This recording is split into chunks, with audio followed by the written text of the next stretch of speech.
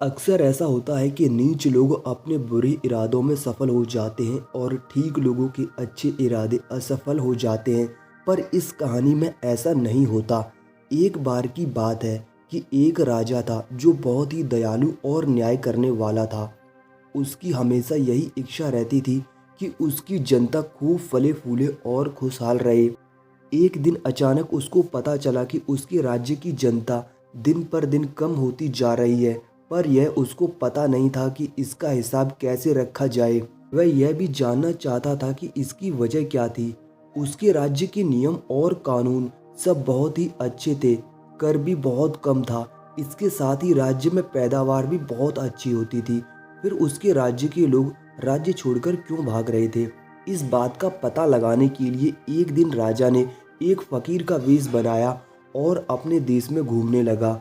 अपने इस घूमने के बीच में उसे पता चला कि एक जिन्न उसके राज्य के अलग अलग शहरों और गांवों में आता था और जहां भी वह जाता था वहां के आदमियों को खा लेता था। अपने घूमने के इस बीच में एक दिन उसकी भेंट उस जिन्न से हो गई।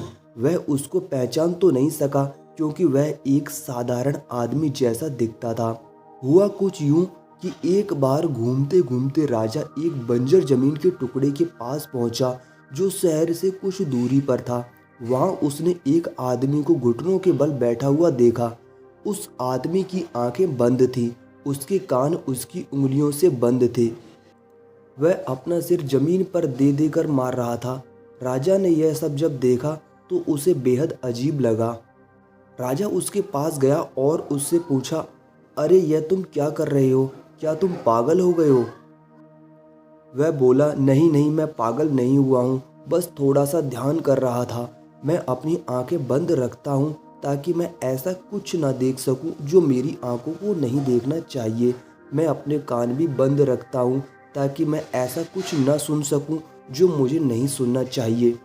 और अपना सिर जमीन पर मारता रहता हूँ ताकि सब कीड़े मकोड़े मुझसे दूर चले जाएं, ताकि कहीं ऐसा ना हो कि मेरा पैर उन पर पड़ जाए और मैं उनमें से किसी की भी हत्या का कसूरवार बन जाऊं। राजा ने पूछा, हे योगी, आप कहाँ रहते हैं? वह आदमी बोला, बस यहीं पास में। अगर तुम्हारे पास कोई खास काम करने के लिए नहीं है तो मेरे साथ आओ और मेरे घर चलकर रहो। मुझे मालूम चल गया है कि तुम भी कुछ ऐसे ही आदमी हो जिसका मन इस दुनिया में नहीं लगा हुआ। राजा ने उसकी बात मान ली और वह उस आदमी के साथ उसी के घर पर चला गया। घर पहुंचकर उसने अपनी पत्नी को थोड़ा सा गर्म पानी लाने के लिए और उससे अपने मेहमान के पैर धोने के लिए कहा। स्त्री को अजनबी पर दया आ गई, सो जब वह उसके पैर धो रही थी तो उसने उससे धीरे से कहा कि उसका पति कीमियागर था और वह उसको मार डालेगा, जैसा कि उसने दूसरे सैकड़ों लोगों के साथ किया है।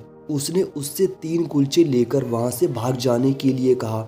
उसने कहा कि उसका पति आता ही होगा और जब वह आने पर उसको नहीं देखेगा तो उसके बारे में पूछेगा और उसके पीछे अपना शिकारी कुत्ता छोड़ देगा। उसको डरने की कोई ज़रूरत नहीं है, क्योंकि जब वह उस कुत्ते को देखे तो उन कुलचों में से एक कुलचा उसकी तरफ फेंक दे।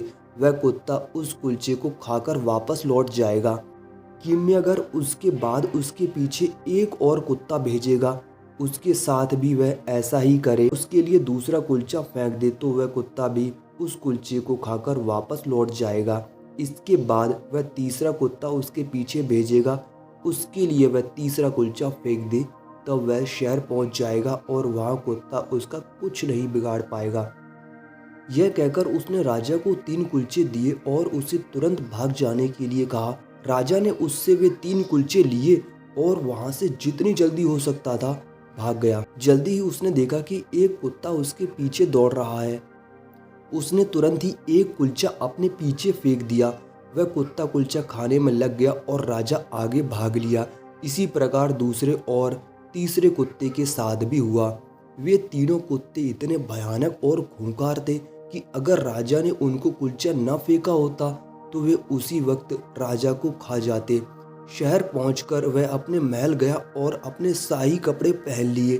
फिर उसने अपने सिपाहियों को बुलाया और उनसे कीमियागर को जाकर मारने के लिए कहा और उसकी पत्नी को सुरक्षित वापस लाने के लिए कहा। राजा के सिपाहियों ने ऐसा ही किया। इस प्रकार कीमियागर मारा गया और उसकी पत्नी को राजा ने अपने जनान खाने की देखभाल करने वाला बना दिया। इसके बाद से उस राज्य के लोग कम नहीं हुए और देश खुशहाल होता रहा।